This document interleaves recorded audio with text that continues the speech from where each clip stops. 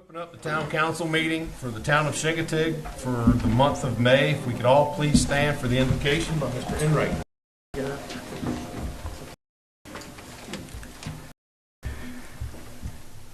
Gracious God, as we gather tonight in community, we thank Thee for those forward-looking leaders of past generations who saw fit to provide for community government, for those who established churches, those who provided for schools and civic and fraternal organizations, those who engaged in commerce so that all may lead a better life. We thank Thee for the heritage that is ever before us, and help us to remember into the future what the past has provided. Bless the proceedings tonight, that each person who speaks, each thought that is expressed, may be for the good of all, and may take the community forward into the coming generations with grace and with success. We thank Thee for all the relationships that we have known through the years that have helped to twine us together as friends, as family, as community. May that ever continue in Thy grace and favor, for we pray in Thy holy name. Amen. Amen. I pledge allegiance to the flag of the United States of America and to the republic for which it stands, one nation, under God, indivisible, with liberty and justice for all.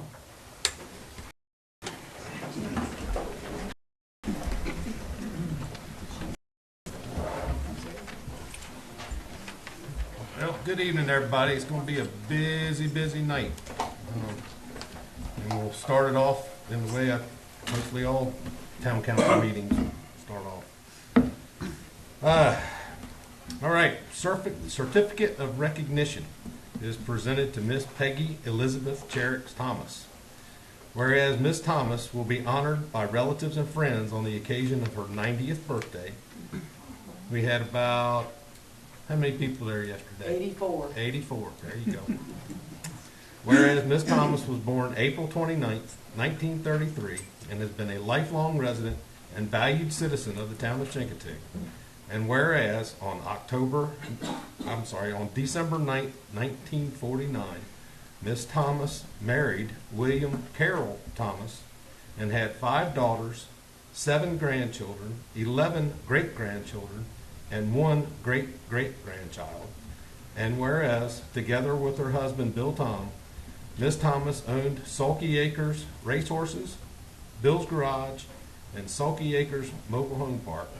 And whereas Miss Thomas is a founding member and loyal supporter of the Island Baptist Church and an active, lifelong, and proud member of her community. Now, therefore, by virtue of the authority vested in me as mayor of the town of Chincoteague, I do hereby deem it an honor and a pleasure to extend this tribute to Miss Peggy Thomas on the occasion of her 90th birthday, with sincere congratulations and best wishes for many more happy and productive years. Presented this the 20th day of April 2023. A little bit late, but whatever. Miss Peggy.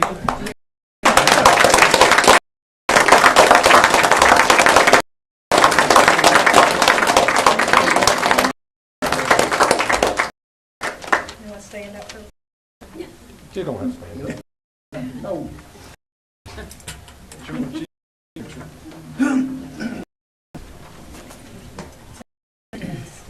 me too. You're welcome. Thank you all. Thank you. Thank you all. Now, usually we have you say something. I'd like to say something. That was late.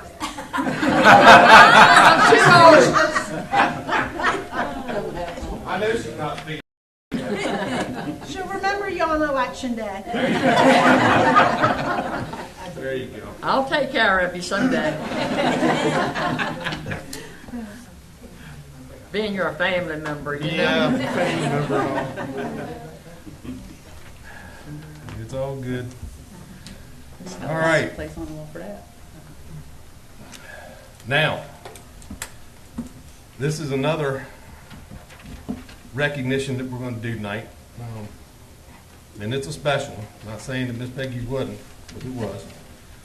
But this is something that's long been overdue. And I'm sure many citizens of Chincoteague would agree with us about what we're going to do. All right.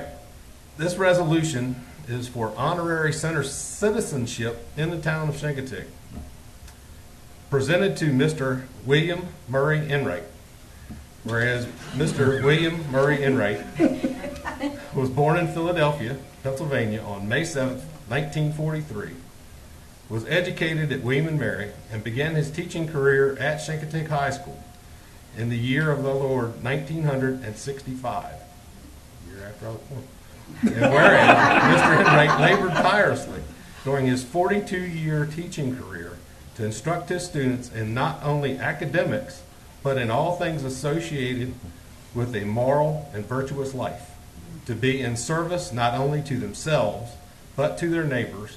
And whereas Mr. Enright is remembered fondly by his students, parents, colleagues, and other members within the town for his contribution to the community through his service to his students and families long after they graduated by officiating scores of weddings, services, and when necessary, memorials.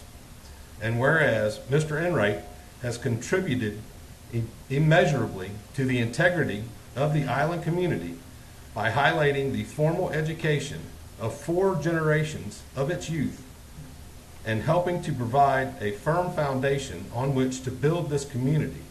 And whereas Mr. Enright ensured that these 4 generations of citizens were proficient in the finer points of poetic verse and floral recognition. I dare say that anybody that went through Mr. Enright can recite that poem. Now, therefore, by the virtue of the authority vested in me as mayor of the town of Chincoteague, I do hereby deem it honorary to, if I could read, that'd be all right. I do hereby deem it an honor and a pleasure to bestow upon William Murray Enright the title of honorary citizen of the town of Chincoteague, with all the rights and privileges that accompany such honor. Presented this the first day of May, 2023. You're a thicker man.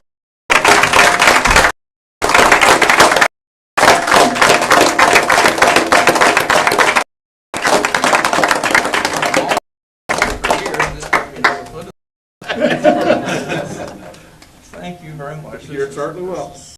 An honor which I shall always cherish. And I'm so glad that I was assigned here when I began teaching. Never wished I were anywhere else. And I don't substitute anywhere else either. Just here.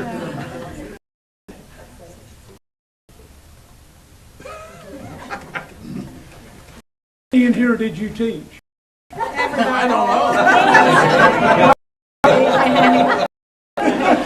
Well, I'll see all you again. Yeah.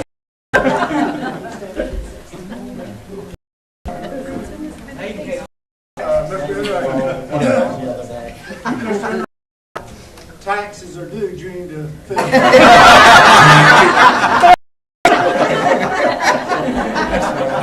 do have a benefit that the rest of the citizens of Chincoteague don't have. You do not have to pay town tax. That's what he does when McDonald's gets his cheeseburger.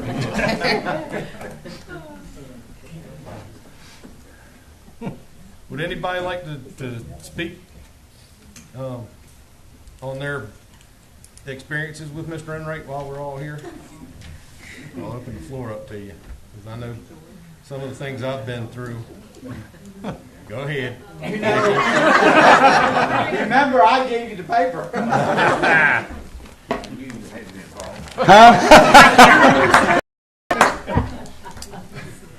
But I didn't lie to you tonight. You did do the invocation. Right? Thank you, Arthur. Come June, he will have attended 58 straight graduations. That is amazing in any community in this country. Something that we can all be proud of as citizens, as students, And as the younger people come up, and he's substituting our children, our grandchildren, and our great-great-grandchildren, it's amazing when he comes back and he says how much a lot of them are like their parents. That can be a good thing or a bad thing. But you know, Chincoteague Island is blessed. Having been to the schools, Chincoteague Elementary and High School, there are no finer in this country than these two schools are. It's something that all of you can be proud of, and all of these parents and grandparents can be proud of, that they have schools that they can send their children to that are safe and they're taught decent ways of living life. And we owe a lot of it to Maury, Sue Matthews. I could go on and on and on. The teachers that made a difference in each one of our lives. And that's something to be said. Thank you, and I won't say any more.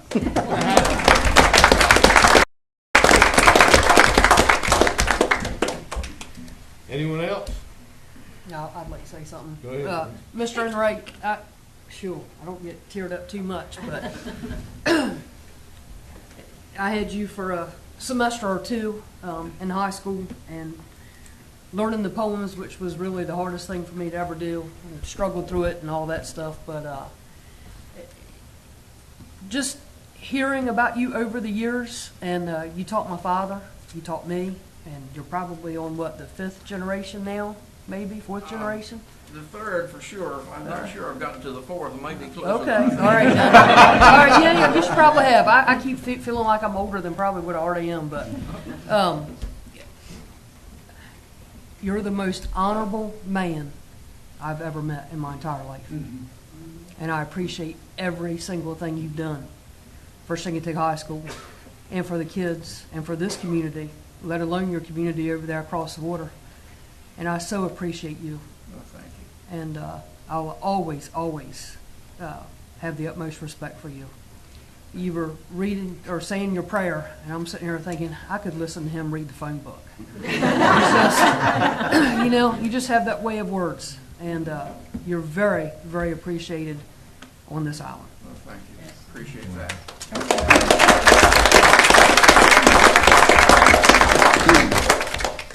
And I'm just going to add, I didn't have Mr. Enright, unfortunately, but I've heard so many stories of the torture that we put him through. Chincoteaguers were unmerciless. Boy, they put him through something. All in good fun. All in fun. All in good fun, right? I think some of the stories got larger as they got retold. A lot of good stories do that. Yes, ma'am. Go ahead. I wasn't going to say anything. Mr. Enright, it has been a pleasure to work with you for 46 years.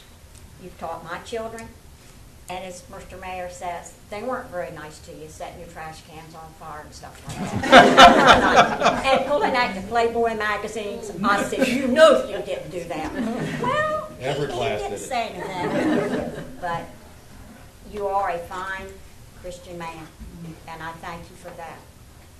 And I have enjoyed my times being with you and seeing you mornings up to the high school. I see you standing behind the door, so I know you're there. Thank you again. Well, thank you.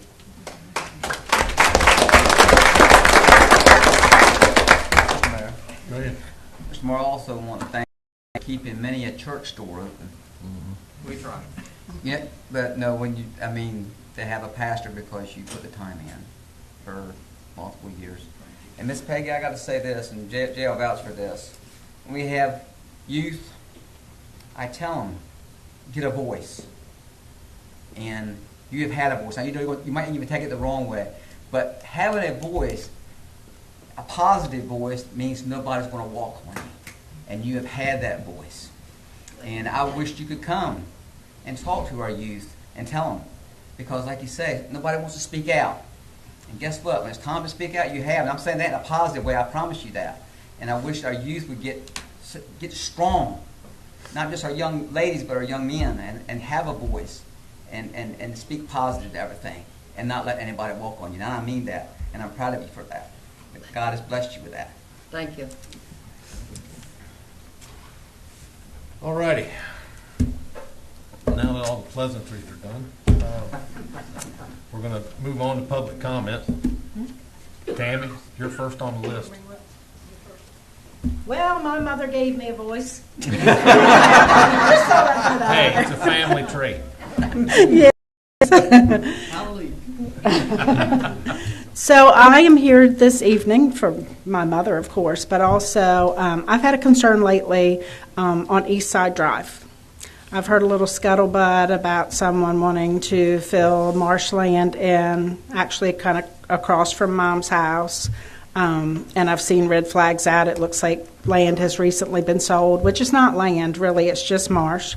But they want to put a dock out there, which I don't mind that at all. I think anybody that has land like that and they want to put a dock, I think they should be able to do that. But if they're going to fill the marsh in to put a parking lot there, simply so they have a place to park, I would prefer that they just buy a house on the east side so that they have a place to park. I feel like there's nothing there at the end of that road but marshland. And I feel like that should be for my mother and Miss Billy Ann and anybody else that has a home there. I think that view should be there for them, should be there for their children. I don't think that we should be filling in marshland, killing the turtles, the crabs, everything there, just simply so somebody can park a car. I just don't think it's right. We have Main Street with peekaboo views, they call them. People are constantly complaining because people are going up on their land, behind their houses, on their docks to see that beautiful view. On East Side, you don't have to do that. When they bring the bus through with Elder Hostel or anybody on it, they get to see that wonderful view of that lighthouse, all that marsh, and all the wildlife that is so abundant in it. And I know how abundant it is. I grew up there. We used to steal a little waterman's boat from down the street and go out when we were kids. We'd wait for him to come home from crabbing or whatever he was doing at that time, and we'd take his boat and go out there in it. I feel like our town has a nice mixture of both. Main Street, you've got your businesses, you've got your motels, your condos, and all that. And on East Side, we still have what we're known for, what people come here to see and enjoy, and I'd like to keep it that way. I don't feel like somebody should be able to come in and, they've got bukus of money and buy everything up. And we don't have that many Shinktagers left. So if there's nothing here for them, how are we going to keep them? It's like chasing them off. I feel like they should have that view. Their family should have that view. They've paid these taxes for God knows how much money Mom and Dad have paid in taxes over the years. I feel like they've paid for that view. Somebody else should not be able to come in and put up a boathouse, electric, water, and fill it in to make a parking lot to park their car. We've got the park. We've got boat ramps. Everything else down there. If they want that, I feel like they should have to buy a house, property that's already there on the other side of that street, and enjoy it just like everybody else. So that's my take on that. So I would like some ordinances of some sort to get started, or for us to start thinking about, what you'd put in paper or whatever to kind of keep that in control, so that we don't end up with another Main Street on East Side. Thank you very much.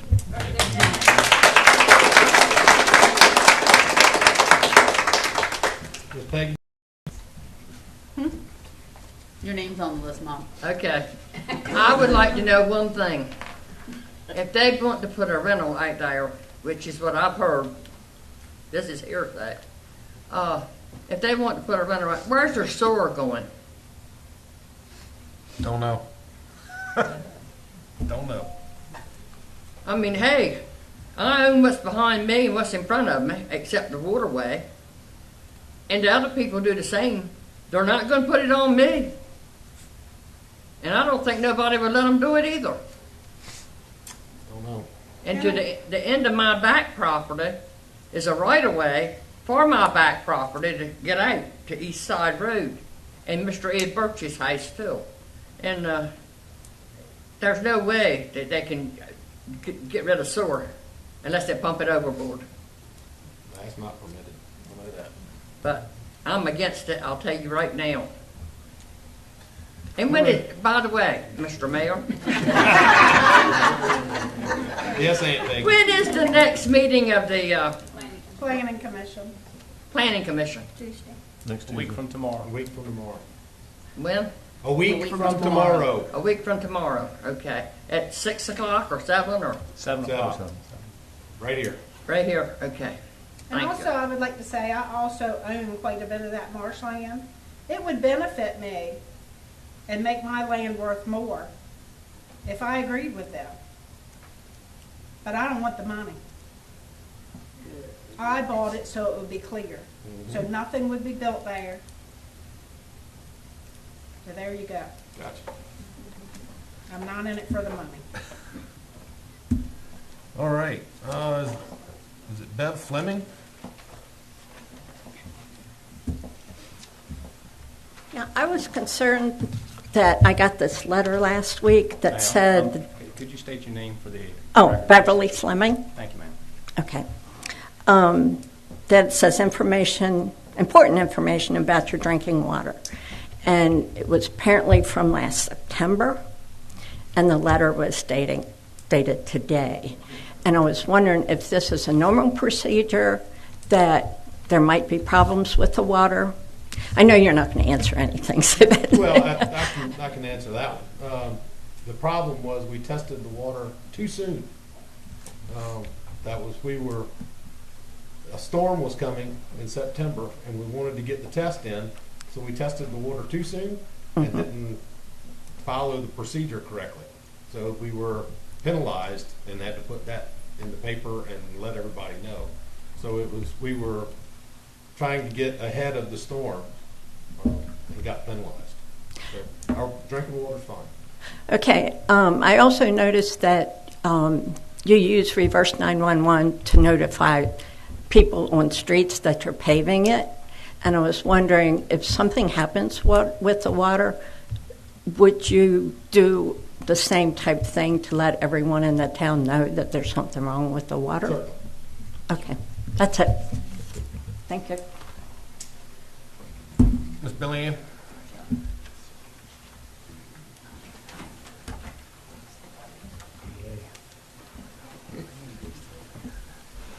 Hi, it's Billy Ann Biden, and I agree Tammy presented everything very well. I also own marsh, big section of marsh. It was left to me. The land in back was left to me. So there would be a lot of things we could do, but I or my son isn't looking to make money off of it. He says as far as he's concerned, it'll never be sold. And it is nice to be able to look out my front window and see what's out there. As far as them building a dock, they could build a dock to Assateague Channel. I have no problem with that, because the docks are low enough, it don't obscure the vision.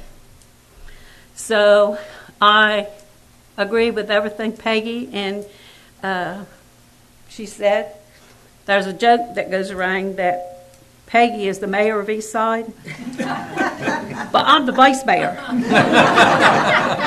So we're against it when it comes to that. Thank you. Thank you, Ms. Billy Ann. Is Tammy on the council? We're the council members. Joseph? Yeah. Rest of them are council members. Mary Crispin? Well, we are moving right along, aren't we? Yes, my name is Mary Chrisman, and I would like to address the council concerning the dog park.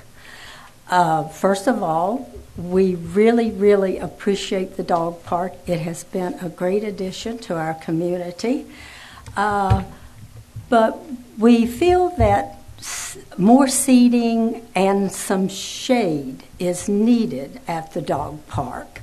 The dog park is not only a social setting for the dogs, it's also a social setting for the people. And the way that the benches are now arranged at separate corners of the dog park, it doesn't leave a lot of space for socialization for the people. The dogs have the whole park, but the people tend to gather around the first bench. And the regular users of the dog park were taking up chairs, umbrellas, and I took a table. I must admit it was donated to the park, so I took it up there. And the first, early in April, the town just took all of the seating, umbrellas, etc., that were left up there without notification. And we just feel that it could have been handled a little bit differently. It could have been handled by putting a notice on the gate or on the fence saying you needed to remove your items by such and such a date, otherwise they will be taken away. So, the consensus is that it probably could have been handled a bit better.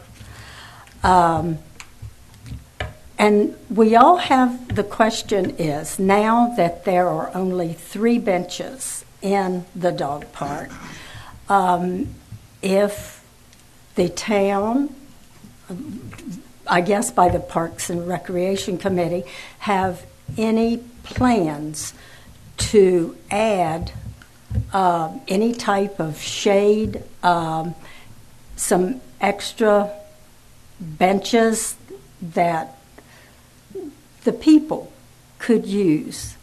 And because we sit around and talk while our dogs are playing. We watch the dogs, but we do have a little social of our own. So that was a concern that we have. That I know we were told that we could take our chairs and umbrellas up, and then we could take them when we leave. And with the number of a lot of the people that go, not me, but some of them are elderly. And find it a little difficult to carry umbrellas and chairs, etc. So, we just wanted to express our concern. And again, we think the dog park is a great addition to the community, and we're very thankful that we have it. Thank you. And okay. I'm sure the Parks Committee will take that up. Okay, thank you.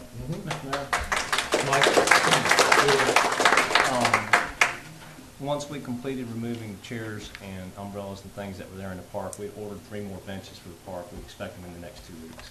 There you go. Ms. Crispin, did you hear that? I did not. 3 benches. 3 benches have been ordered. We expect those in the next couple weeks, Ms. Crispin. Okay. And where are they to be placed? We have not located them yet. Well, if anyone has ever been there that are not dog owners but are walking the trail, they will see that everybody gathers around that first bench as you go in. So it would be nice to have extra seating there. We'll see what we can do. Okay. All righty, Ms. Paula Ness. Niece, sorry.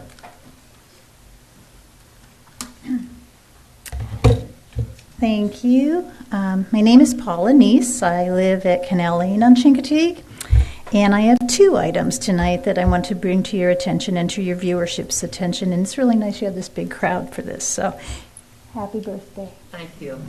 And congratulations to you, sir. Okay. I want to thank the council for designating this week, May 1st through the 5th, as Chincoteague's Cleanup Week. And also I want to thank Mike Tolbert for arranging a meeting with Wes and Kelly and myself to discuss how we were going to do this on such little notice. I was hopeful it would be listed by the firehouse and on the school marquees, but that has not happened this year, so perhaps it's something we can get a handle on for next year.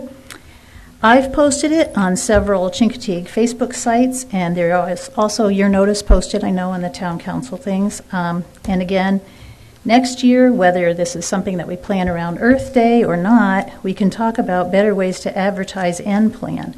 So I would like to suggest that we meet again at some point after this event to discuss how we can best move this forward so we get more participation. I was out cleaning up streets today, and I hope other people will too, but you have all week to do it. Okay, so maybe choosing a weekend is a better thought so that students and folks who do work during the week could still be active participants. Maybe that's one suggestion I had. One thing I'm also happy to hear is the possibility, I put possibility/hope that the Adopt a Road program is going to be updated and that that could be advertised as well. Apparently it hasn't been in effect in a while, but that would be nice. That would be nice to have that be a reality again. So again, that would need to be advertised somehow other than the town's webpage in order to get groups involved and interested, I think. So that's my thought on that. So I thank you again for your encouragement and support in the cleanup endeavor. It's just something we can build on. And that's the way with many things. The second item is one I brought to the council's attention last year, and it concerns the gun violence awareness and the proclamation that was issued last year.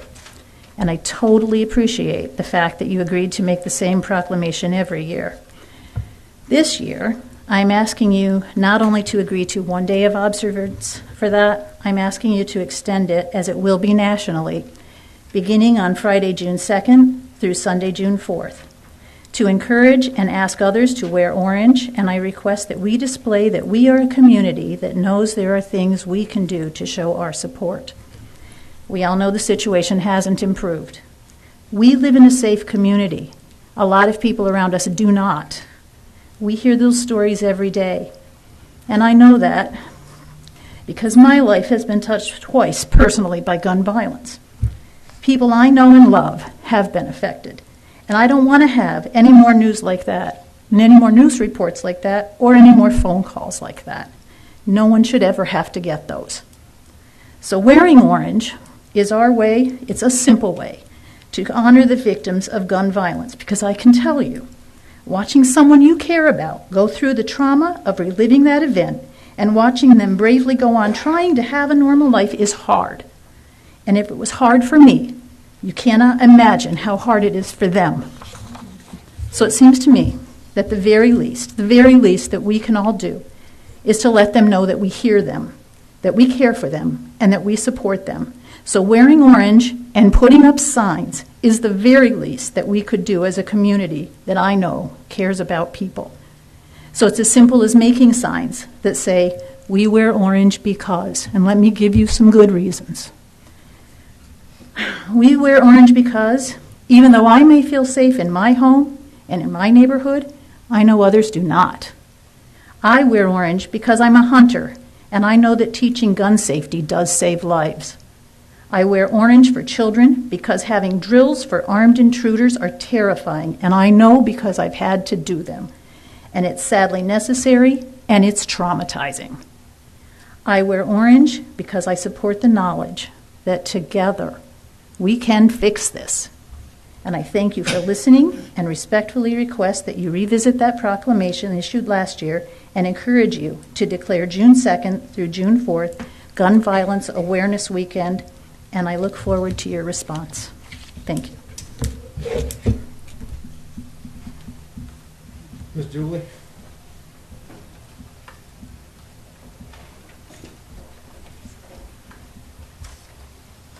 Hi, I'm Julie Brommer, President and founder of Chincoteague Island Community Cats, and I'm excited to share with you, Mr. Mayor and Town Council, that since June of 2018, our all-volunteer organization has TNR'd over 500 cats on the island.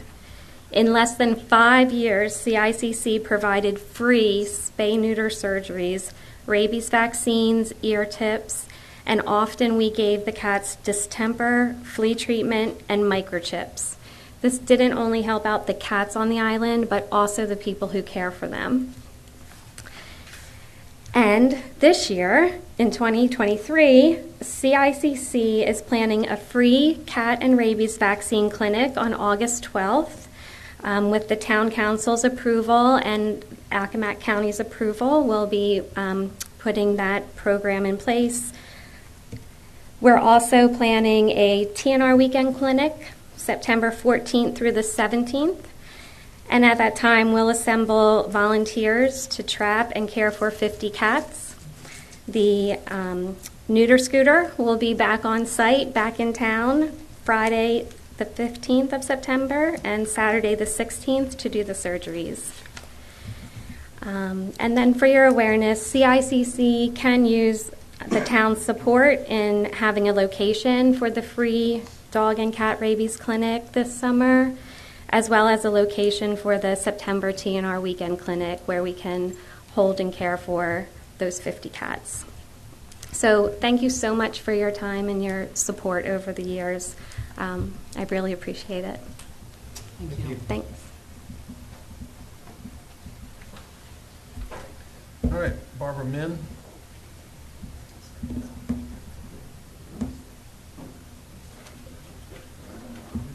Hello, I'm Barbara Mim, and I'd like to talk to you about the dog park also. Mary put the whole story on the table. I don't have much to add. I'd like to thank Mr. Talbert for getting those benches replaced so quickly, and I would like to ask you for shade.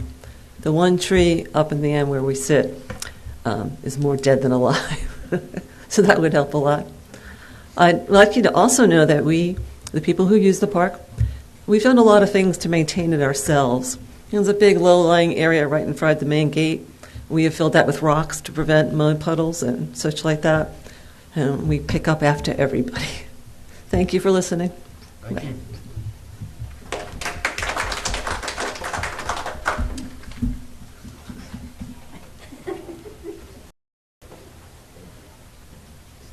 All right, next on the agenda, our District 1 Supervisor report. Joe? Yes, sir. Yes, sir. Thank you, Mr. Mayor and Council, for having me back. And may I just say to Peggy, thank you for getting Bill Tom to work to keep the mine running so I wouldn't have to ride the school bus to school. Appreciate it, because them junkers I had, he kept them going. And you, you and I are always together, seems like. But at funerals most of the time. In 1965, he started. Guess who his first class was? John Henry David Quillen. So he's a man of fortitude. He kept with it after getting those two through. My goodness. I did try to survive as best I could. You done a good job. All right, so I come to you tonight with our fiscal year 23-24 budget and tax rates. I think you probably got your tax bills today. I know we did for the firehouse. It was adopted. It was at or near $70 million this year. And our major new operating initiatives that were approved is focusing on increasing staff compensation in order to effectively recruit and retain our people. We're looking at 6.5 across the board. But it may be increased to 7% once we find out what Richmond's going to do, because they're a little later than we are in adopting their budget. In that budget, some things noteworthy is $1 million and set aside for anticipating a compensation study that we ordered. And this is not just to have us compare with other counties of our size and, you know, how many people we have and all that kind of stuff. This study, they're going to sit down with our people and actually say, what do you do? I see what your job description is, but what else do you do? So we're going to try our best to compensate these people that are wearing 2 or 3 different hats at some of these desks, because you know yourself, good help's hard to find. So we're expecting results of that sometime in September. And we also took another little step of increasing the Virginia retirement up to the 1.85 multiplier. think it's 1.7 now, isn't it? Yeah. And the 1.85 brings us up with the sheriffs and the state police, and hopefully keeps our can keep some people working with us. We also increased the cigarette tax from 10 cents a pack to 20 cents a pack, and we really don't have an accurate count on what happened last July when we initiated the cigarette tax, but we were anticipating around a $500,000 surplus from that in a year. And come July 1, it will be a year. It slowed off a little bit during the winter months, but it's a good revenue builder. So we're hoping that it stays that way. The budget also returned, not a good thing on an election year, the personal property tax back to normal. Because last year, the cost of the second-hand vehicles went sky high, like 27%. So we lowered the personal property tax down to make everything as even as we could. Well, this year, the prices of those used vehicles dropped down now, back to normal things. So you're not going to pay any more. The rates is back to normal, but now your car's a year older, so you're not going to be hurt too bad. So that's it on the budget. The next thing we have is the Virginia Tourism Commission, ARPA, Tourism Recovery.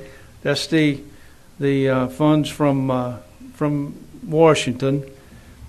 We have issued the Chincoteague Chamber $65,000, and there's still some remaining of the grant funding that's earmarked for the Chamber later this year.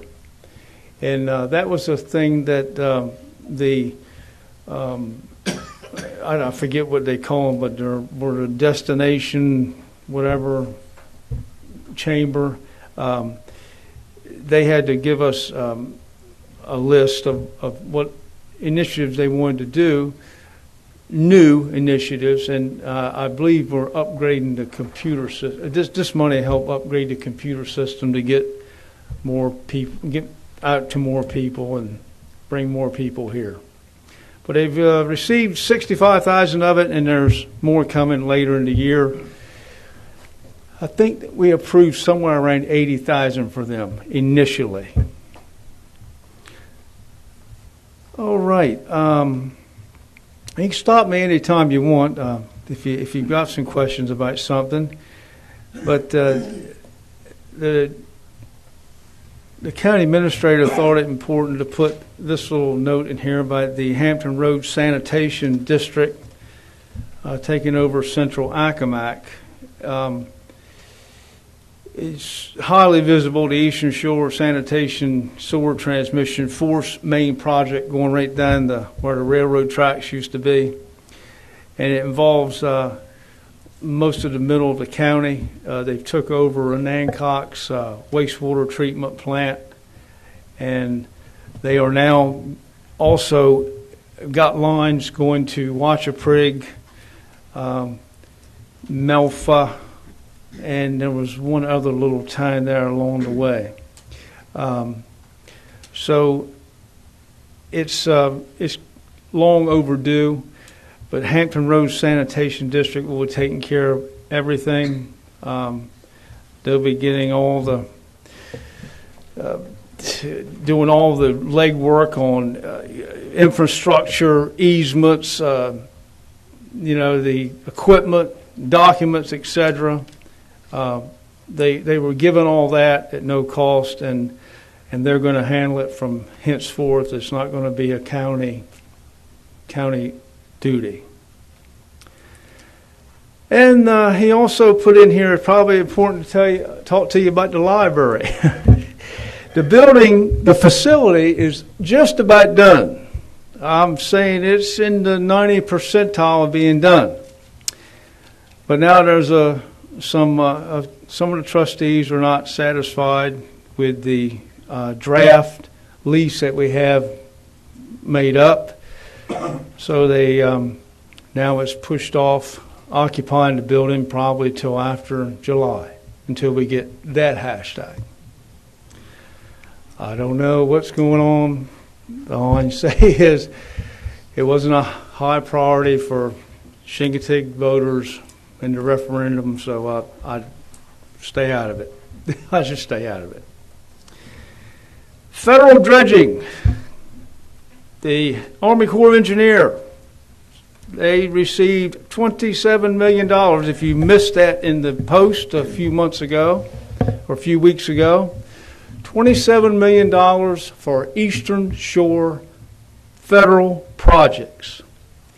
Now, for Chincoteague, what that means is the annual maintenance of the channel will happen.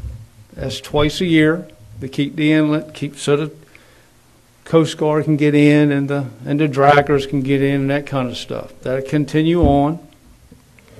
And there's also some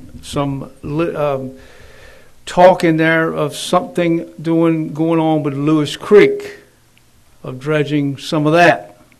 I don't know how far, where, or what. It would be nice if they went on to Greenbackville with it, wouldn't they? Or all the way to Ocean City would be nice, but I don't know if that would be a big dollar thing. And I know that I didn't dream this, but I got kind of a, we at the county got, especially since I'm on the Waterways Committee, we got a little draft of how the Army Corps of Engineers is planning on doing this. They can't spend this all in 1 year. It's going to probably go over like 5 years. But I'm seeing some dredging over on the wildlife. I'm guessing probably Swan Cove, where the hurricane broke through, and that beneficial use of that going to Wallops to beef up where the pads are. And like I just told you, I know I didn't dream this, but I saw $3-point-some million shooting some beneficial use around the swing area. I don't know where it's coming from other than the inlet study. I don't know. But keep your ear on that. See what you hear coming up. I'll let you know when I hear things. But that would be a wonderful thing, to throw some mud over on that swimming beach. Yeah. So ask me some questions. You know you want me to be here more than 5-10 minutes. I wish I had some more to tell you, but you know things are just like in the county, just like they are here. You know, the workforce is getting back up to snuff, and we got the budget in place, and now we're just trying to keep things moving on a steady flow. Mr. Mayor. Go ahead. Mine's not more of a question. It's more of a statement you made about, shoring up over there where the launch pad and everything is. And I certainly recognize what that does for the economy here on the shore. But everybody from the state level on down, federal level on down, has also got to recognize what Chincoteague does for the economy of the shore. Yes. And that south end is getting washed out and washed out and washed out. And every time we talk about it with the inlet study that's been pushed off now since, 2014? I was elected, well, I don't remember when I was elected, So 2014. it's funded now, yeah. Yeah. Mhm. We've been talking about it since then. And we're still waiting for it. And in the meantime, the south end gets dug out and dug out and dug out, and here we sit. And it's, it's very disheartening to see all around us get, taken care of, and then we're down there like, well, there goes another 10 feet of marsh washing out down there, and anything you can do to help. I can. I know that there's, which doesn't have anything to do with Chincoteague, but Tangier Island is on the chart to maybe get two areas of beneficial use. The new tunnel going across Chesapeake Bay, and also they want to dredge the Baltimore Harbor. And Tangier's on the list of probably getting that to get their shoreline beefed up. It takes quite a while to make sure the mud is safe and it can be used, but it's good stuff. So I'll keep my ear. I'll let you know as soon as I hear something. I'm optimistic. It's not a secret that the National Wildlife Refuge has a priority, and it's wildlife and not people. As opposed to the north end of the same plot of land, who is a park, who takes care of people. All right? So I know those. you know where my motivation is. And I'm going to continue on as long as I can. So we'll see what happens. Thank you. Yes, sir, Mr. I want to ask you Mr. for Taylor. something. The county gave us our chamber property. You were the part of it that got it for us. We thank you for that. Nationally, we need public restrooms at that facility, and you know that. You say there's money coming down the pipe. I mean, this is a need. I mean, it's not a want. Oh, I know. McDonald's is our public restroom, and that's not part of that business. Right. And that's one thing that Evelyn and I, she's a part of the board of directors for the tourism too. And that's one thing, that this money can be used for that. Yes, that's okay. Yeah, that would be, that's a need. And you guys know how to build them. That's a nice one down there, that Newton Park. So, yes, yeah. Right. So we'll do our part. And we'll let absolutely. We need the money. We do the building part, but also the above ground system that's needed. That's a $30,000 adder for the support. Thank you very much. Thank you for having me. Anyone else? Thank you, Billy Joe. Yes, sir. Appreciate it. All right. I'll entertain a motion to adopt tonight's agenda. So moved. Second. Motion second. All those in favor signify by saying aye. Aye. All right. Staff reports, Mr. Talbert. Thank you, Mr. Mayor. Starting, and I do apologize, it says January 2023, incorrect, obviously. The staff report for April of 2023, starting at the Civic Center, the occupancy for the Chincoteague Center for the month of April included 6 community events, 1 nonprofit, and 2 commercial events. May bookings are 7 community events, 1 commercial event. The CHS prom will be held there on Friday, May 12th. The junior class will have the week prior to that set up, and a few days after to tear down, and graduation, which Mr. Enright will be to again this year, will be June 1st in the Civic Center. We've got that worked out. The chiller is working very well right now. We do have plenty of air conditioning. Septic Local Partners Program. Last fall, the DEQ rolled out a new program that provides ARPA funds for failing septic systems.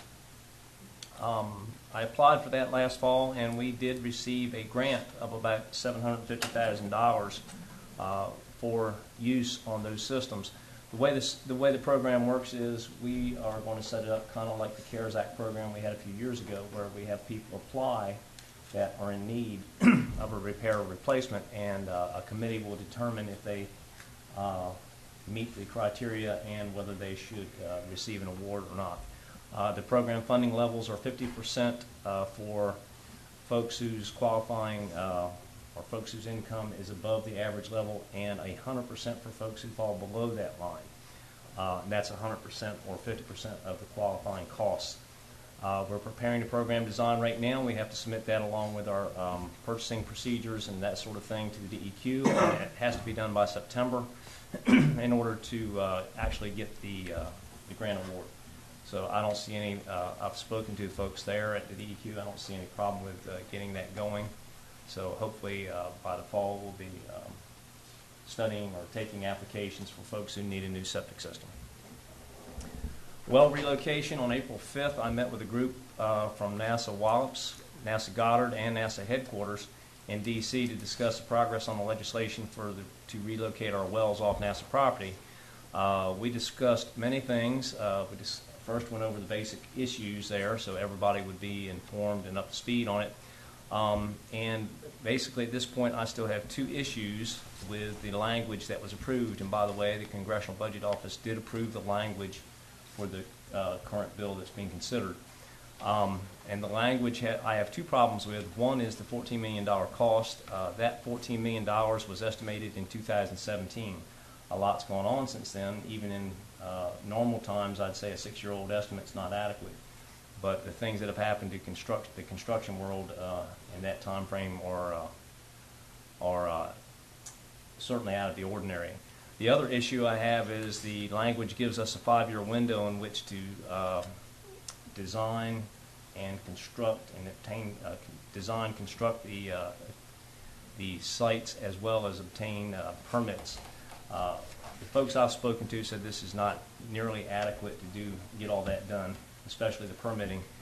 So I've suggested 10 years, and I've also suggested a new estimate be done by a competent engineering firm. Both of those things right now are not in the cards because the CBO has approved the language. So the result of the meeting I had with the powers that be from these 3 NASA installations are telling me the best thing we can do is to contact our legislative team in D.C., which we've already begun the process, because while NASA can't change it, our congressional representatives certainly can. So we'll be talking to them about that and see if we can get that language sweetened up a little bit to where it better suits the town of Chincoteague. The inlet study, as Denise was just mentioning, on May 2nd I will meet with, actually that meeting got postponed. We'll be meeting next week with Representative Kiggins' staff at her office in Unley to discuss our inlet study and the funding, the Corps of Engineers funding for that study.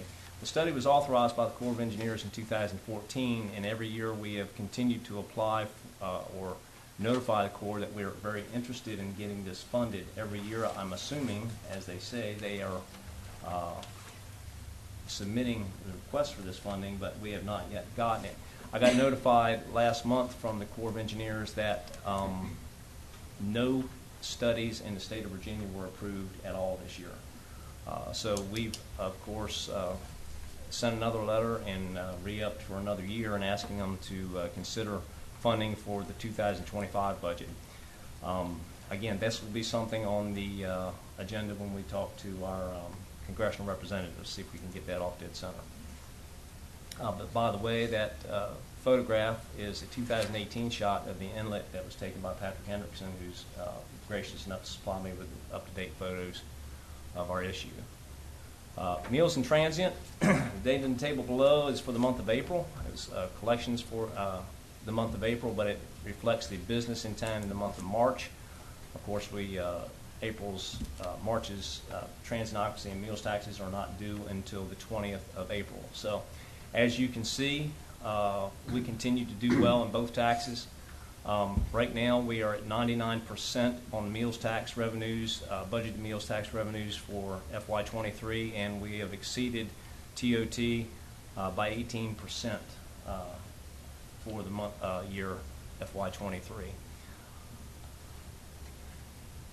Again, looking at the graphs of each, you can see that transit occupancy is still in positive territory, while meals is just still maintaining positive, but just barely. Looking at our financial report, all good things here. Revenues are up, our expenses are in check, and we still continue to make our expenses with no issues whatsoever and collect the revenues that we've anticipated. Sunset Bay acquisition, I've reported that our attorneys have completed the advanced drafts of the condemnation documents.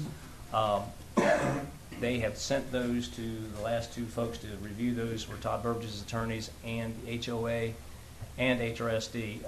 The HOA and Mr. Burbage's attorney has finished reviewing the documents. We're still waiting on HRSD to come back with their comments.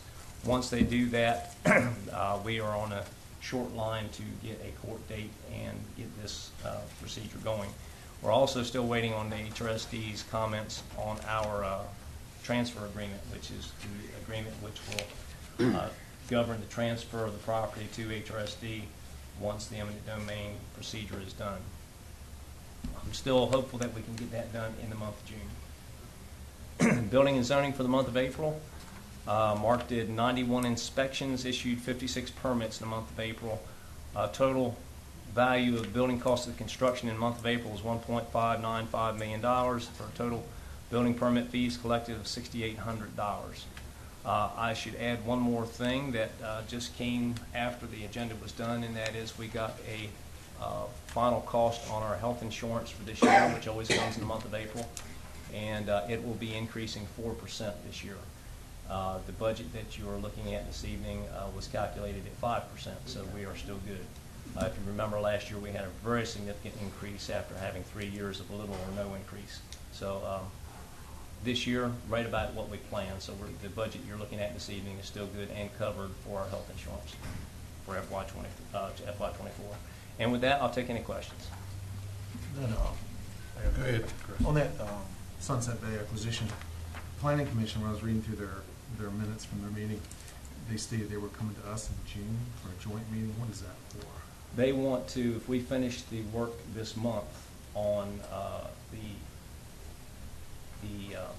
passages of the comprehensive plan that we have to complete in order to govern sewage collection on the island, if we finish that work at this month's meeting, then we'll be coming to the council for a joint public hearing on that, adding that to the comprehensive plan. And does that have to be done prior to the agreement with Hampton Roads Sanitation District? It does not have to be, but that is something that they will probably look at very closely. Before we start connecting people, it'll have to be done. They made it very clear to us in the very first meeting that we had that our planning, our comprehensive plan would be what governed who connects and how it's connected and how they would conduct business. That's all I got. I got a question. Go ahead, Denise. Are you, I know you have been doing it, I don't know if you're still doing it. After our town council meetings, the next day or the next couple of days after, are you still meeting with staff to bring them up to date on how we're doing things? I have a meeting I'm planning for tomorrow. I try to do that every time, but it sometimes doesn't work out depending on what's going on. But yes, we try to do that every time, especially when there's a significant amount of material such as this meeting. Yeah. Okay. We try to keep everybody up to date. Yes, ma'am. All right, thank you. Anyone else? Thanks, Mike. Chief, you're up. Yes, I do have a couple things that didn't get included in the packet that I did last month. And one of them was on April the 17th. Myself and Harry Thornton went down to Accomack Sheriff's Office and we met with BDOT officials. I'm good. We met with BDOT officials, Accomack EM, State Police, Sheriff, and it was discussion. They wanted to have discussion on possibly changing, I guess, the 911 procedures for road hazards and who gets notified. They've been, basically, I think for Accomack County at least, they've been notifying fire companies for road hazards to, get a fire company out. And they wanted to change that more to see if, law enforcement, where we're already at here, we're on the street, so forth, if we could, handle that. So we discussed it, and that's what was decided, that between the state police, Accomack, and myself, the town of Chincoteague, we were going to try to help out as much as we could. This is not talking about accidents or anything like that, but if somebody calls 911 and there's a mattress on the causeway that's blew off somebody's truck or a branch or whatever, rather than calling the fire company out, they want to have the police run out there and try to move it off, or if we have to call Public Works or whoever to give us a hand. So that's been, as far as I know, that's been approved through the 911. So we'll be handling most of that now. And then the other thing was the next day on the 18th, going along with the Eastern Shore 911 with the new radio system coming. We had several people from down there, one of their supervisors, Scott Chandler, and another one of their people on the radio commission came up here and checked out our vehicles, took pictures and stuff, seeing how to mount. We had one of the Park Service guys come over too, seeing how to mount the new radios and stuff in there. So that's moving along. Real good. As far as I know, that's still projected for fall of 2024. We'll be when the new radio system will be. Hopefully. Fall of 2024. Fall of 2024, yes. Hopefully it'll be, that's when it should be all up and running. But it's a lot of work. You know, basically every fire company and law enforcement on the Eastern Shore is going to have their, you know, vehicles, all, you know, new radios installed in all of them. And, you know, changes over at the 911 center. And I've also got information back, which I think I'll try to bring that up tomorrow at the Public Safety Committee, on what it would cost us if we want to change over to the same type of consoles that they have. So we'll discuss that tomorrow. It's okay. Anything else? That's all. Any questions? I've got one question, and this is probably you and Brian can work on it. When they page out for a water incident, is there any way that they can specifically page out? Like this last thing we had, they paged out that it was a near drowning, but the location of the guy was not given too well. So your dispatch codes, there's a strict set of dispatch codes, and it's grouped into a drowning, near drowning. You saw that on your phone. That was probably the easiest selected code at the time until they got more information. For example, you probably see a lot of times general illness. General illness is the top code to select, and then once they get more information from the caller, then it turns into a stroke or a heart attack or what have you. So that's what's going on with that. Right.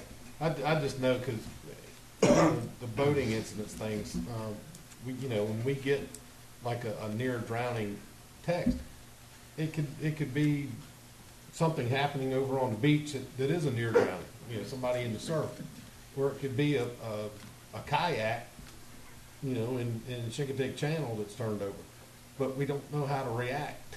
You know. And some of that comes from that dispatch code, but the other is everyone should take an hour and go sit at a 911 console. Oh, I'm sure. Listen to the callers and what you get. Okay. It reminds you of elementary school. You know, you start at the front of the line and you say, "The sky's blue," and by the time it gets to the end of the line, it's a good time. Right. A good time. I didn't know if they could, if somehow with this new system they could tweak that a little bit. There's going to be a lot of changes with this new system. A lot of changes. So. All right. That's hopefully good. that can happen. That's just one of those things. All right. Thanks, Robbie. Thank you. Wes, you're up. All righty. Good evening. I see that on my first slide here, March, so evidently I need to update my calendar as well. But this was the water line tie-in at Cropper Street and Main Street. This work actually took place just before our last meeting last month, but I didn't have the picture in there because it was done after I sent in my report. But I figured this picture was worth kind of showing off because it's not as simple as some may think. There's an awful lot of fittings required, and a lot of bolting up, and a lot of work going into tying in those water mains. So just wanted to show that to everyone. Moving along to Memorial Park boat ramp. That first picture there is the first concrete pour that was done. Kind of puts it in perspective of how deep that ramp's actually gonna be. So big difference from what it was. Yeah, if somebody runs off the back of that, they got big issues. So drowning or near drowning. That's right. Yeah, absolutely. If we move on to the next, that's kind of the finished, almost the finished pour. There was one more pour that was done after that. And if anybody's interested, I've got a whole slew full of pictures and videos of how they actually grooved the concrete and everything. It was pretty impressive. So I've got all that stuff filed away if anybody's interested. And then the next slide is the final pour that was done, and the bollards are in, and the sleeves are on those bollards now, and all those forms are pulled off, and everything is getting very, very close. We're anticipating that the ramp can be in use most likely by next week. So, moving on down, one of the things we did this month was flushing fire hydrants the week of April 17th, and that kind of will show you any weak places that you have when you're flushing those hydrants. And we had a water leak over on the east side, and it's just a picture of the guys repairing that. To update you on Cropper Street, the storm drain installation is complete, and all our work that we're doing internally is done except for demoing the sidewalks. The sidewalk contractor is scheduled to be in the week of May 8th, next Monday. We'll start that. So the other items we've got for this month, the bid advertisement is out for the sanitation contract. That bid is due to the town on May 19th. Also, paving is going to begin this week, starting with Woodland Drive and Maddox Boulevard, and hopefully moving on to Cropper Street after that. So, any questions? Anybody? I just get one observation. Mike, can you go back to the picture of the boat ramp? Could we get depth marks on that boat ramp like they do at the pools to tell people how deep it is every certain feet? Because there's no need for an end of the ramp marker, because if they get that deep, their truck's going to be floating. But if we could get a depth mark on maybe the pilings or something, let them know how deep they're getting. Well, we could, of course, the water depth changes with the tide, so correct. We could definitely put a level line and give you depth to the bottom of the ramp from that level line. Right, there you go. Because that's deep. All right, thank you. Brian, you're up. Congratulations, Mr. Enright. Happy birthday. Thank you. Did Wes and his crew put East Side back the way you'd have it with the water leak? I want it just like it is. I've been there 88 years, the mile lake, and I don't want nothing to change there. Nothing wrong with that. No, there's nothing wrong with that. That's right. Change is good in sometimes, and sometimes it's not. Good evening. So with the April numbers that you have on your report, we had a few more calls added there to the end of the month for a total of 84, which put us 16 less than last year for April numbers. So I consider that down, whereas we've actually been running just about even here the last few months. On the emergency management side of the house, of course, we're continuing weather monitoring. There is a planned Rocket Lab launch on June the 15th, and that'll be the Dynamo 1. Don't have a timing on that yet. And then the Antares, good news, it got moved from this Saturday to July the 7th, okay, which is a Friday. Right now it looks to be about 6:30 in the morning, so stay tuned. It could end up on Pony Pennon before it's over. And then we're still working on our Podex for September. And you can see the neat little picture in the foreground there. That actually was our last Podex that we did, and we were giving out waters, MREs. I think we had a few tarps in the early, and you can see they even came on their scooters to pick up their water. So, again, it was successful. So, Colorado State University has issued their 2023 hurricane forecast, and it's kind of the forecast model that everybody else drives off of. And their forecast this year is slightly below average. So if you note what average is in the parentheses there, I'd call that just about average when we start looking at those numbers. But the reason being, last year was projected to be so high, and it really turned out not to be as bad of a season as what they had initially forecasted. As a matter of fact, the final numbers in 22 were 14 named storms, 8 hurricanes, and 2 major hurricanes. So you can see we were running just above what they're forecasting for this year. But remember, it only takes one, okay? So, numbers aside, it only takes one. And if you look at the graph there on the right, I stole this from AccuWeather because it was about the best one that I saw. This is setting up to be an El Nino year. And with that, you get less activity in the tropical Atlantic. So that is the theory behind an average to slightly below average season. But stay tuned. And with that, now is a good time to prepare.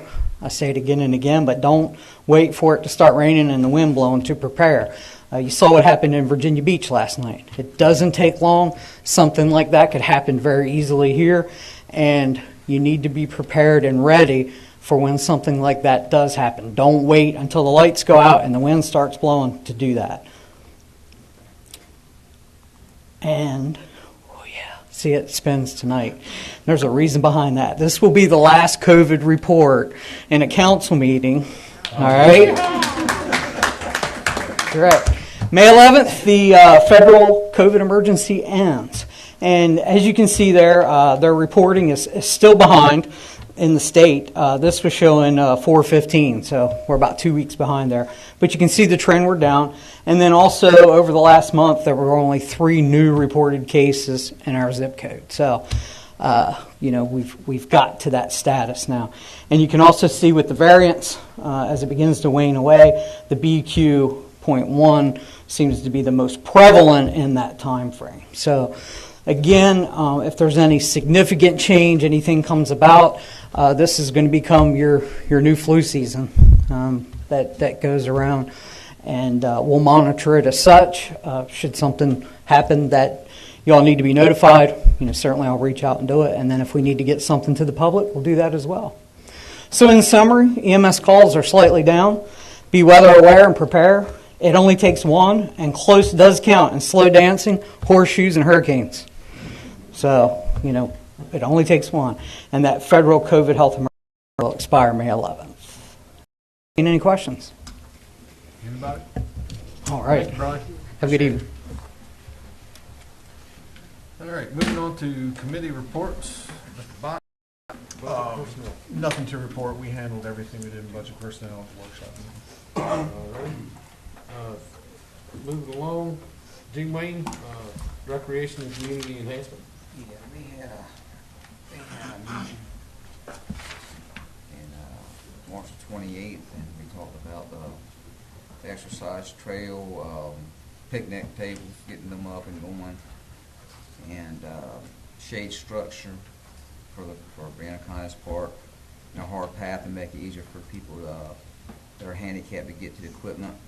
We also, later on in the night, we also had a request to put up a single basketball goal at the park behind the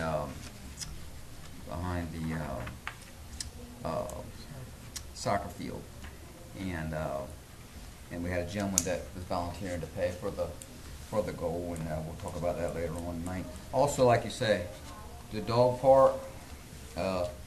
We do have money to fill the spots and put some seed in it. And Mike, if you put that on the agenda for this month, and a shade sale. And Mike, we just need to go ahead and do it. we talked about it for many times, but we need to just go ahead and get these 3-point on the outside of the 3 posts on the outside of the fence and so the dogs don't run into it. It's safer for them and be shade for the people that are there. So we'll definitely get that. And when it says talking about it, we'll just go ahead and get it done. It's easier to. Beat it to death. We just need to get the 3 outside posts, order the shade sale, and we'll get the fill and the seed done there. Also, notice too that we filled the ball field at the Memorial Park, and it does need a little bit more, but it's still great to get that other in there. And we're going to be working on that too after the parking spaces go in for the thing.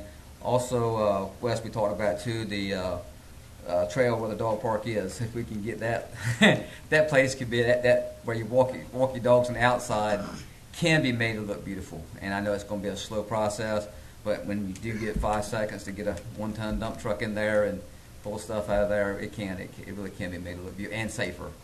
The trees that are in rough shape that but I think people tell me that are worried about going on. I think they want them to look better as much as anything. So we can, I know y'all are past being crazy busy, but like you say, if we get on a long-term process, anytime we can grab an hour or two, we'll work on that too. I don't know if anybody has any questions or anything. I think so. Thank you, Gene Lee. All right, I'll entertain a motion to adopt the minutes from our April 3rd and our April 20th sessions. Was there any corrections or anything like that? I'll entertain that motion to approve. Second. Motion is second. All those in favor signify by saying aye. Aye. Thank y'all. Moving on. Next thing on the agenda is to consider the request from CI Cats. Mr. Talbert? Thank you, Mr. Mayor. CI Cats is requesting council's approval to hold a cat and dog rabies clinic on August 21st, as you heard Julie mention earlier. 12th, I'm sorry. Dyslexic here, got the 1 and 2 mixed up. The location of the clinic has yet to be determined, and if they get approval by the time, they will seek approval from Accomack County. Mr. Mayor. Go ahead. I'm going to be at our monthly meeting this month across the street, asking if they can hold it there. There's been other times it's been held there every 2 or 3 years over at the firehouse, and I'm going to ask the powers that be over there if we can hold it there for them. And Julie, when I get an answer to that, I'll let you know. Thank you. Thank you very much. All right. I do need... I'll make a motion to approve it. Second. Motion and a second. All those in favor signify by saying aye. Aye. Moving on. All right. I'll read it, Mike. This is a resolution for Emergency Medical Services Appreciation Week for 2023. Whereas emergency medical services are a vital public service, and whereas both career and volunteer emergency medical service teams are ready to provide life-saving care for those in need 24 hours a day, 7 days a week, and whereas access to quality emergency care dramatically improves the survival and recovery rate for those who experience sudden illness or injury, and whereas emergency medical services has grown to fill a gap by providing important out-of-hospital care, including preventative medicine, follow-up care, and access to telemedicine, and whereas the members of emergency medical service teams, whether career or volunteer, engage in thousands of hours of specialized training and continued education to enhance their life-saving skills, and whereas it is appropriate to recognize the value and accomplishments, there you go, of the emergency services provided by the Town of Chincoteague Department of Emergency Services, Division of the Emergency Medical Services, and the Chincoteague Volunteer Fire Company by designating Emergency Medical Services Week. Now, therefore, be it resolved that the Town Council of the Town of Chincoteague, Virginia, does hereby proclaim the week of May 21st through May 27th, 2023 as Emergency Medical Services Appreciation Week in the Town of Chincoteague, with this year's theme being EMS, where emergency care begins. All right. After that one, it is, we have another proclamation or a resolution. And Mike, if you'll read that one for me. Yes, sir. This is for National Public Works Week proclamation from May 21st through the 27th of 2023. Whereas Public Works professionals focus on infrastructure, facilities, and services that are of vital importance to sustainable and resilient communities and to the public health, high quality of life, and well-being of the people of Chincoteague Island. And whereas these infrastructure, facilities, and services could not be provided without the dedicated efforts of Public Works professionals who are engineers, managers, and employees at all levels of government and the private sector who are responsible for rebuilding, improving, and protecting our nation's transportation, water supply, water treatment, and solid waste systems, public buildings, and other structures and facilities essential for our citizens. And whereas it is in the public interest for the citizens, civic leaders, and children of Chincoteague Island to gain knowledge of and to maintain an ongoing interest and understanding of the importance of public works and public works programs in their respective communities.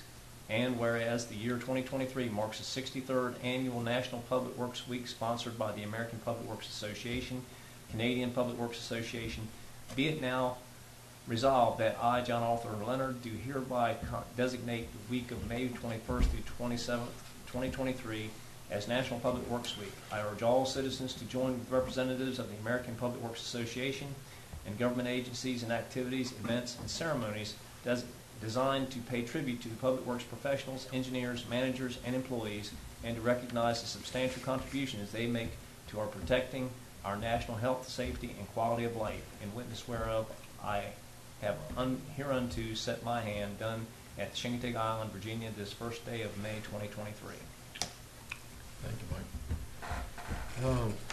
All right, moving on is to consider a trolley drug and alcohol policy. I'll turn it over to you again, Mike. Thank you, Mr. Mayor. DRPT, the Department of Rails and Public Transportation, writes a policy, a drug and alcohol policy for the town of Chincoteague that conforms with the Federal Transit Administration standards. We consulted over the writing of this policy. The DRPT put it all together and sent it to us and asked that the council approve it for the use of all trolley employees. So moved. Second. Motion is second. All those in favor, signify by saying aye. Aye. Thank y'all. Moving on, we need to do a budget. I guess this is the final budget, right, Mike? Yes, sir. Mr. Mayor, and I have a presentation on the budget first, and then after that, the public hearing. Right.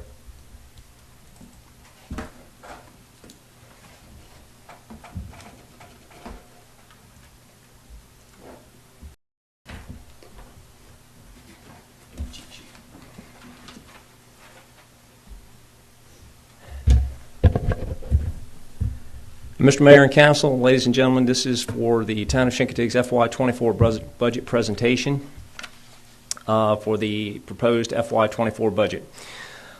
We started this last year. I started this last year so that the council as well as the citizens could be more informed about how we obtain our revenues and what we spend those revenues on. And I hope to continue it from here on out.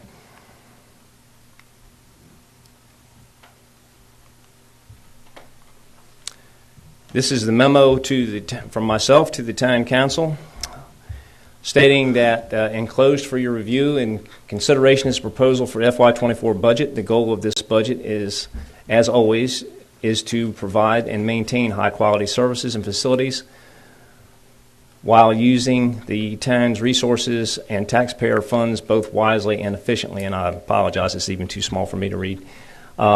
This year's budget totals $9,901,419.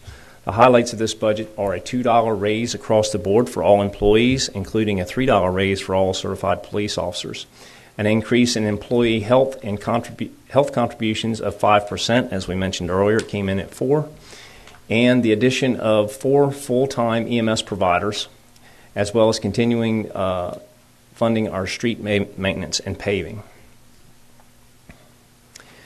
Throughout this budget, I've used, in order to provide some context, older minute books which provide information on older budgets. And I've intertwined throughout this some interesting comments and stuff from minutes in the past. For instance, this is an excerpt from the proposed 1971 revenues.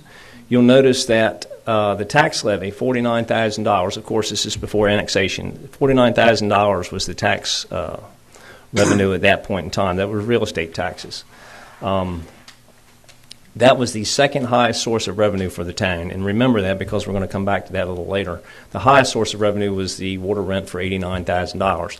There are a few things there we don't see anymore. Apparently, back in 1971, the town received a share of the ABC store profits, about $7,000. Parking meter receipts, which we haven't seen in quite some time, and we cleaned septic tanks at that time. That was a $3,600 source of revenue. So, telephone pay station, I have to think that was the phone booth that used to be down near the town dock. So we got from Bell Atlantic at the time, we got money for the phone booth.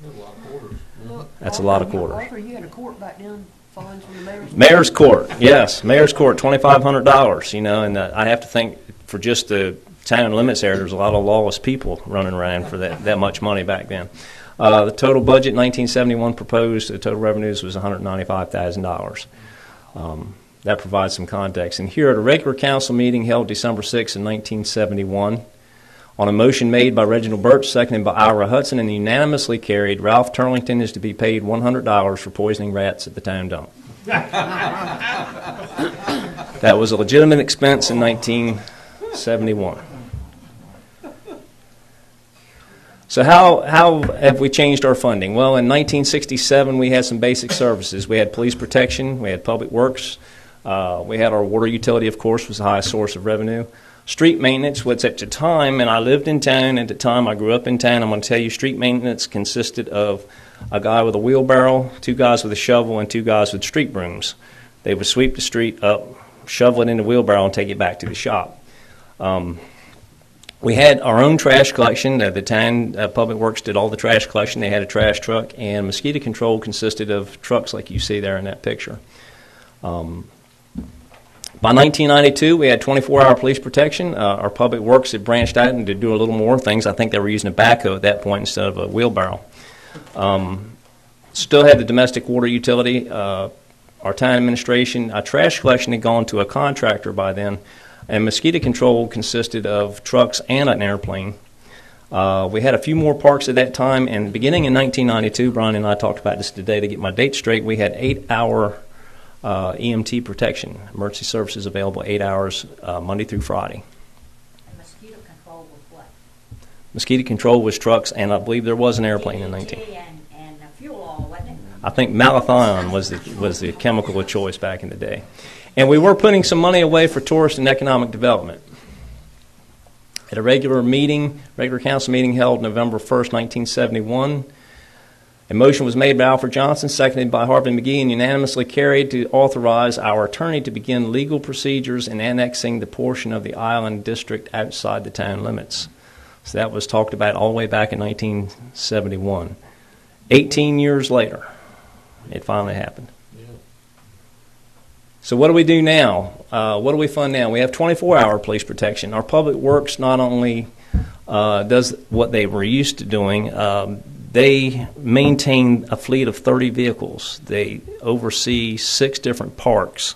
We have 20 different properties that belong to the town of Chincoteague that Public Works looks after. So quite a bit more things. They've taken over maintenance of the center and setup of the center. So they're helping at the harbor. They're maintaining our trolleys. So Public Works does quite a few more things now than they did back then. Street maintenance is, we have a nice street sweeper that we only owe 2 more payments on. Trash collection is still done by a contractor. Mosquito control, as we know, is done by a professional corporation that has a 2 20-engine Beech aircraft. We have 6 parks, 24-hour emergency services. A harbor, we're putting money away, about $250,000 a year for tourism. We have 5 boat ramps at Civic Center. We take care of all the cemeteries on the island, and we still operate the trolley. So, the budget process. Well, the preparation of the budget. First thing we do is I meet with all the department heads usually in late October.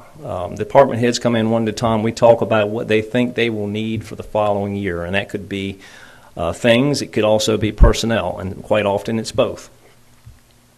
Usually over the Christmas break, when things quiet down in the office, I sit down and go through line by line through the budget. And by the way, the first budget you saw there in 1971 had 18 lines for the revenue. We now have 106 revenue lines in our budget, and we have 375 lines in our expenditures. So it's quite a bit more complicated than it used to be. I can't imagine the first budget taking more than about an hour to put together. So that's also the time of year around Christmas when I have conversations with local business owners. I try to pick their brain on what their bookings look like for the following year, and try to get some kind of information on what revenues should look like the following year, up, down, and by how much. So constructing the budget. The first draft of the budget is constructed usually by me over the Christmas break or soon after the Christmas break is done.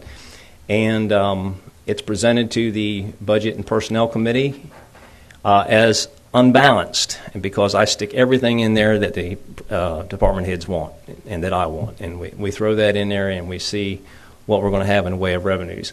Then subsequent drafts are fine-tuned using the Budget and Personnel Committee's comments and the Council's comments, usually at workshop meetings. So for approval, just what we're doing tonight. Per the state code, the budget must be advertised in the local newspaper, which was done 2 weeks ago on a Friday. The budget's formally presented, as I'm doing right now, and we have a public hearing, which we'll have right after this presentation. The council cannot act on the budget tonight. They have to let this sit for 7 days after they hear the public hearing's comments, and then at the workshop meeting, I believe it's on the 18th of this month, we will be voting on this budget. So at a regular council meeting held March 6, 1967, a motion was made by Robert Mears, seconded by Ace Hickman, unanimously carried to have 2 minnow floats made for Howard Wilton by May 1st of 1967. I don't know why the town was buying Howard Wilton minnow floats, but it was a legitimate expenditure. They probably threw them in the wheelbarrow and took them to the dump. You never know. Yeah. You never know. So the town budget consists of 5 separate funds. First fund being the general fund, which is just what it says. It's everything general. Second fund, the harbor fund, the trolley fund, the water fund, and what we added last year, the center fund, which is the civic center. The general fund is what we call a government fund. It primarily receives revenues from taxes. Enterprise funds, which you see under harbor and water, primarily receive revenues from fees and services associated with those funds. So harbor slip rental, for instance, would be part of the revenues for the harbor. They stay in the harbor. And likewise for water. Each of these funds must balance independently. We can't take money from harbor and use it to balance the general fund or vice versa. So FY24 budget priorities. First priority is public safety, and there was a big emphasis on public safety this year. Employee compensation is another huge priority for this budget. An increase in employee health care, contributions of 5%, and retention of our police and EMS personnel. Also, we will continue to fund street maintenance and paving. Capital improvement highlights, we're going to pave Memorial Park. You'll see the cost on that. It's about $75,000. The engineering for a wastewater collection system to go along with the wastewater plants that we just obtained. A new floating dock at Robert Reed Park, which we're really excited about. That is grant funded. If we get the grant, then that will provide a new moorings facility at Robert Reed Park, which will make it much easier and provide additional slips for mooring at Memorial Park. At Robert Reed Park, and we're hoping that contributes to more downtown activity from people coming from the water. Replacing the Public Works fuel pumps. Public Works fuel pumps are used by Public Works. They are also used by the ambulances for EMS and also the Chincoteague Volunteer Fire Department fill their fire trucks up back there. So we really need to keep those in top working order, and they're very old, so we're going to plan to replace those. And a long-term harbor placement reserve, which we've tried to do the last several years, is put some money away for the harbor. The budget summary, the general fund you see there is made up of general government, emergency services, public works, mosquito control, roads, police, and dispatch. And the general fund is budgeted this year at $7,563,000. The harbor fund at $898,284. The trolley fund at $259,833. The water fund at just over $1 million at $1,015,000, and the center fund at $194,000. Again, totaling $9,901,419. Looking at our revenues, this is a pie chart of the major revenues, and the top 6 are outlined around the edges here. You've got water at $1 million, a little over $1 million, and the harbor at $868,000. Grants, $1,194,000. The grants are primarily, the biggest grant we have is the urban maintenance grant, the U1 grant. That's about $750,000. It's what we use to maintain our streets and also do about $500,000 worth of paving every year, which we're getting, and Wes mentioned we're getting ready to start next week. Transient occupancy tax is the big boy. That's $2 million this year. It makes up about 21% of our total revenues is transient occupancy tax. Meals tax at 1.3 make up about 14% of our total revenues. And up there in the top right, real estate taxes at $656,000. Now, the first slide we saw in 1971, you saw that was the second largest source of revenue. This is now the 6th largest source of revenue, is at $656,000, and that comes from property owners within the town limits. I've always liked this graph. I always wanted to do one, and I had to go to YouTube to figure out how to do it, but we did one.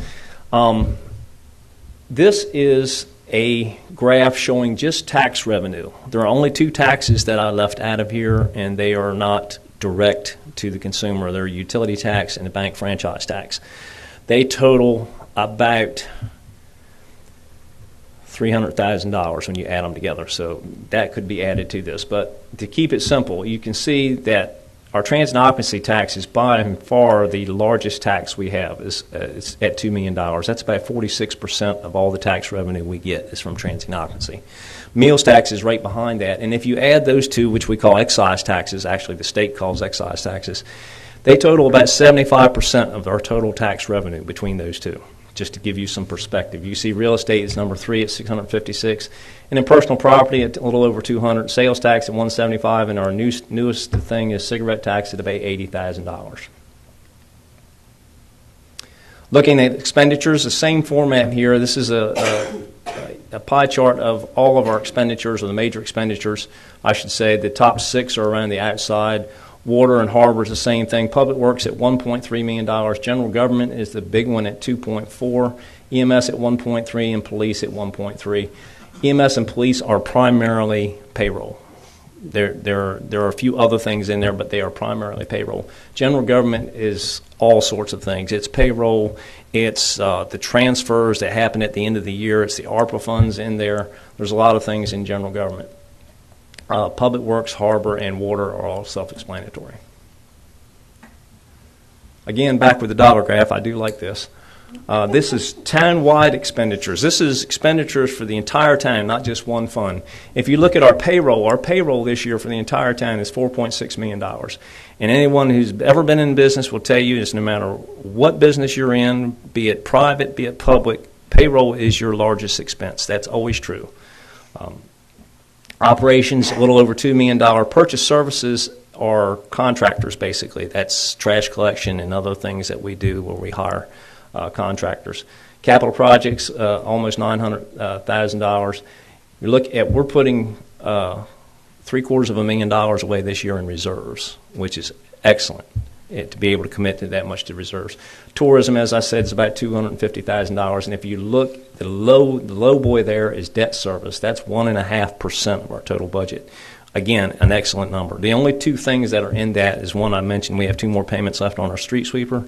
The other is we have several more payments left on our water meters, which I believe the bond was about $1 million. So those are the 2 things we're paying on, and that number does include interest. So. Looking at each fund individually, the general fund expenditures, general government's about 28%, EMS 17%, roads 11%, public works is about 20%, and police is about 22%. Mosquito control, of course, is very small compared to that. Roads about $705,000. We pave about $450,000 worth every year.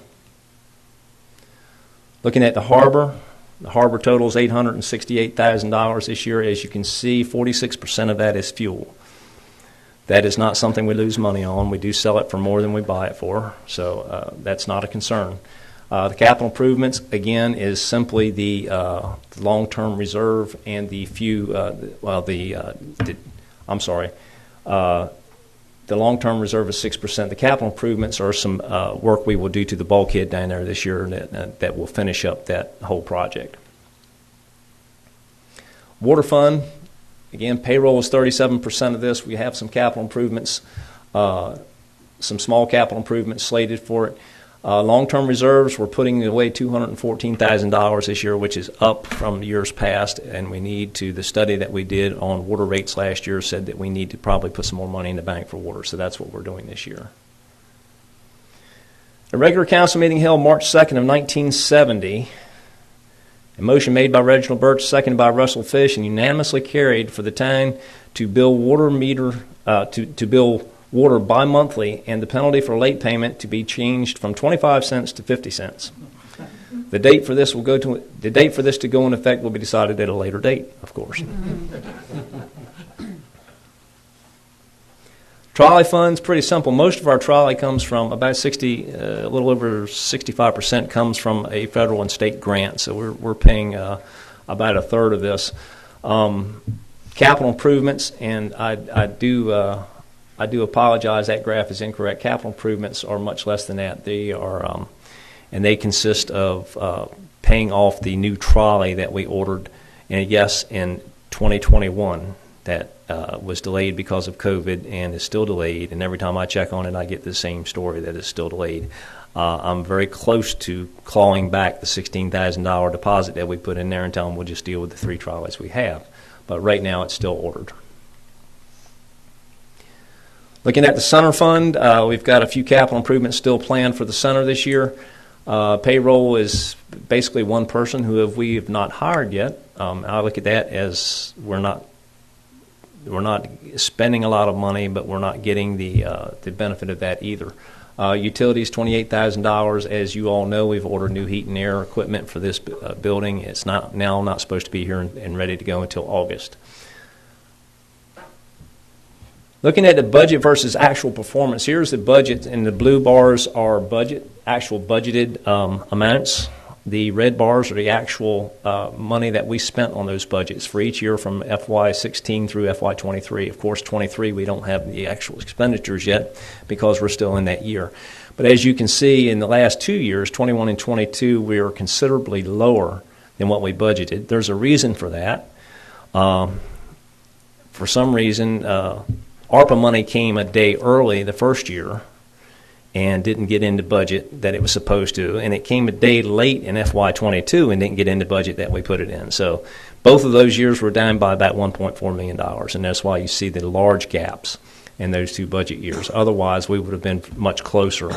And as you can see, budget discipline, and we call this budget discipline, has been very good over the years. Reserves. We use reserves in emergencies. We use reserves for projects. We use reserves for many things. But the town of Chincoteague is committed to providing adequate reserves. At a regular council meeting held July 5th, 1971, on a motion made by Alfred Johnson, seconded by Reginald Birch, and unanimously carried, effective August 10th, 1971, the town will cease pumping cesspools or septic tanks outside the town limits. Apparently, there were some problems outside the town limits, but the hunting wagon no longer made trips outside the corporate limits. Reserves and long-term savings. As you can see here, there's 2 accounts here for reserves. We have our long-term savings on the right and LGIP, which is a local government investment pool, which is paying, just checked, the latest is paying about 4.8% in LGIP. We recently moved some money over to LGIP from our long-term savings, and we're doing very well interest-wise with that over the last couple months. But as you can see, we are all those accounts there under LGIP, general drainage, boat ramp. The boat ramp, by the way, will disappear at the end of the year because we're spending that money right now at Memorial Park. Land acquisition, as you remember, we put some money in that from last year's overage. Playground equipment, likewise. The beach recreation and tourism account is up to $954,000. That beach access committee, I believe, is a leftover from an event that was held in which they collected the money and it was never allocated. So that's still sitting there. Mosquito control, drainage, and public safety. If you'll notice, public safety is in long-term savings right now. That is $835,000, and we'll discuss that tomorrow night at the public safety meeting. In a regular council meeting held December 6, 1971, a motion was made by Vincent Talbert, second by Alfred Johnson, and unanimously carried to hold a public hearing on December 21, 1971 at 7 p.m. for the purpose of amending the town charter to permit the town to levy a 2% transient occupancy tax on hotels, motels, and boarding houses. So, all the way back in 1971, we were talking about a 2% tax. Major capital improvements, paved Memorial Park, as we've mentioned, for $75,000, replaced the fuel pump at Public Works. We put some money aside for the bridge tender's house to start on the renovation, although that is not going to handle the whole thing, right, Ms. Ellen? Wastewater collection system engineering, we are going to get started. The water bonds, which we've discussed, is one of our 2 sources of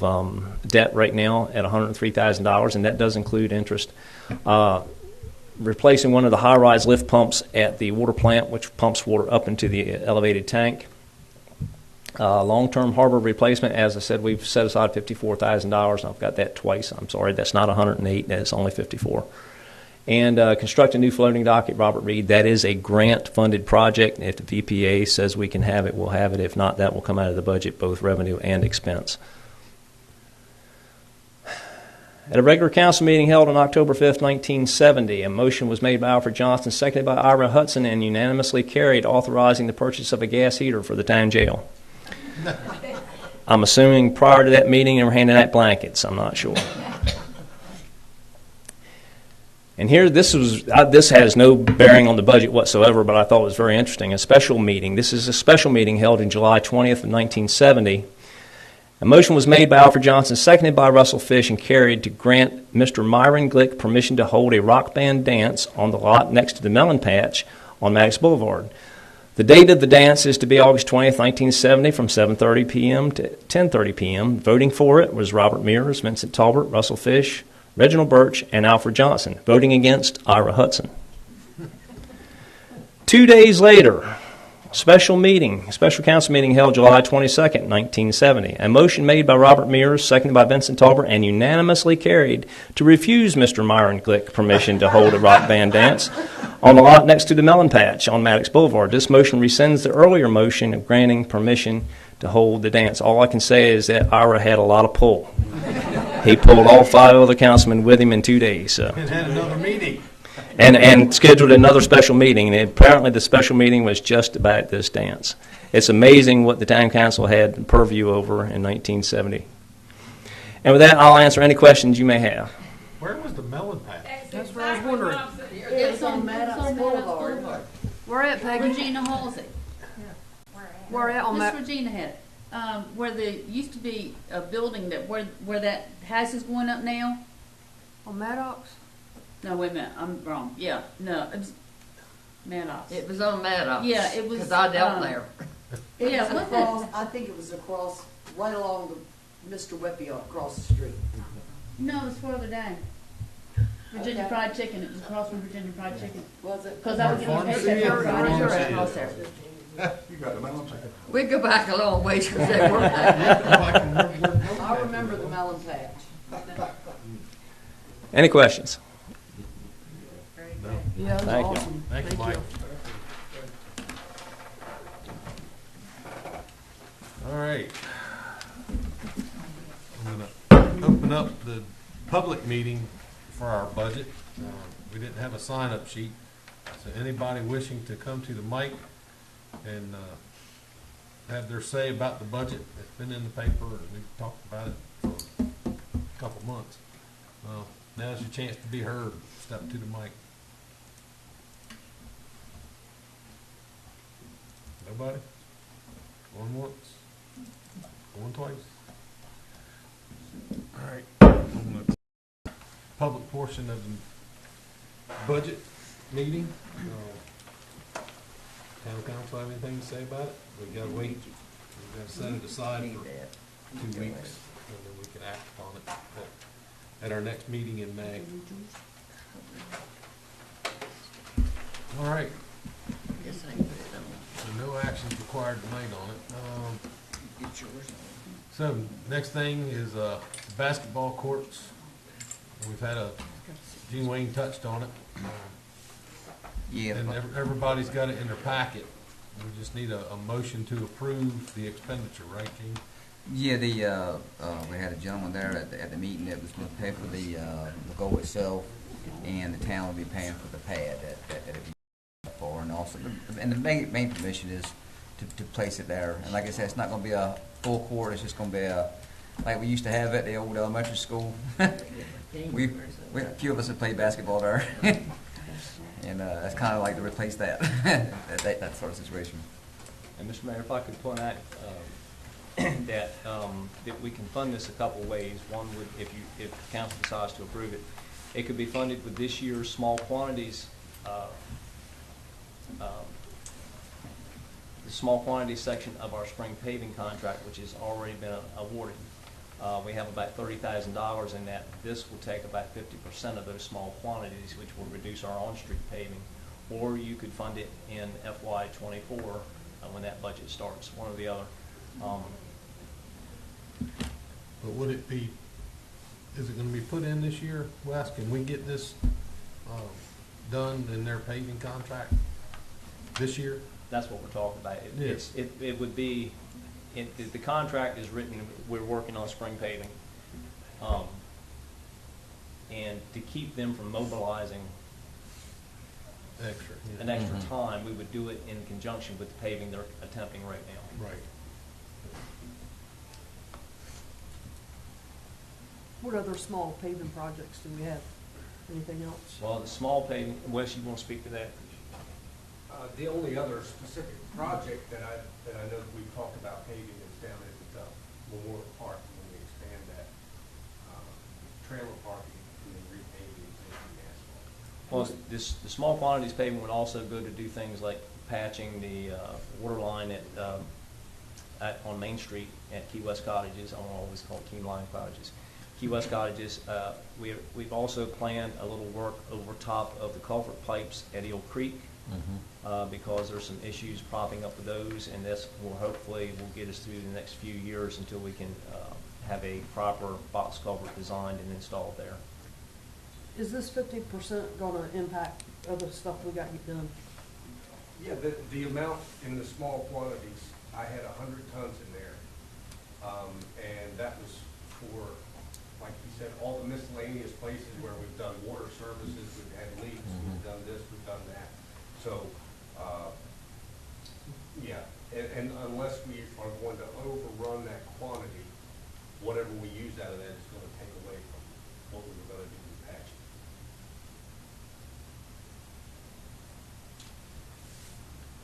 All right. So do I, Well, the size of with the court, we're taking about 50 by 50. We're not talking about any major, we're not looking to draw. We're just looking for neighborhood kids to go out there and have a place to shoot some hoops. I think it says 40 by 40. That's really, that's. I took your first measure. So that's, So you did, like I said, I originally said 40 by 40, you think that was big enough, but I really think 40 by 40 is definitely big enough for what we're after. We're after just neighborhood kids come out there and shoot a few hoops. That's what we're after. Something to keep them out of trouble. We So have for a park reserve fund. What was that? We have $200,000 in the playground equipment fund. There is another fund, I believe it has $93,000 in it that is for park reserve. I'd rather see it come out of that than Yeah, get out of agree. your Yeah, that's what I said. We got money in there for that. That's I'll make a motion, we take it out of the reserve fund. I'll so second. it can be completed this year. motion and a second. All those in favor of taking it out of the reserves for this year, say aye. Aye. Thank y'all. Yeah, thank you very much. Well, just as a note, I mean, I'm glad we're putting one in, at Brianna's Kindness Park. We used to have those little basketball courts all over the place. Oh, yeah. You know, just a place for kids the neighborhood kids to meet, and, you know, have somewhere to hang out. And that's what it's for. That's what it's for. That's all it is Yeah. for. Well, hopefully we can do some more. Keep them outside rather than inside. Correct. Yeah, we need to do that. All right, everybody's been waiting for this. Mayor and council comments, and I'll start to my left. Jay?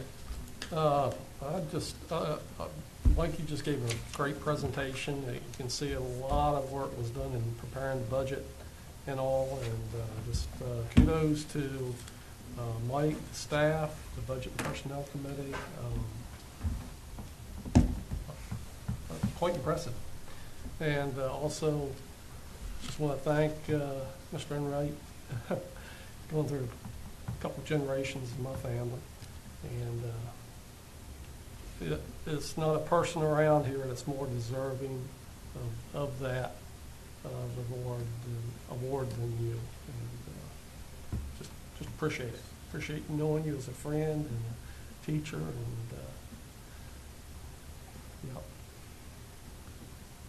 And congratulations, Peggy. I was sorry I couldn't hit her again. I know. Push it up, I was but hoping yeah. they'd hang in for a few more minutes. Yeah, that's all I've got. Jim Wayne?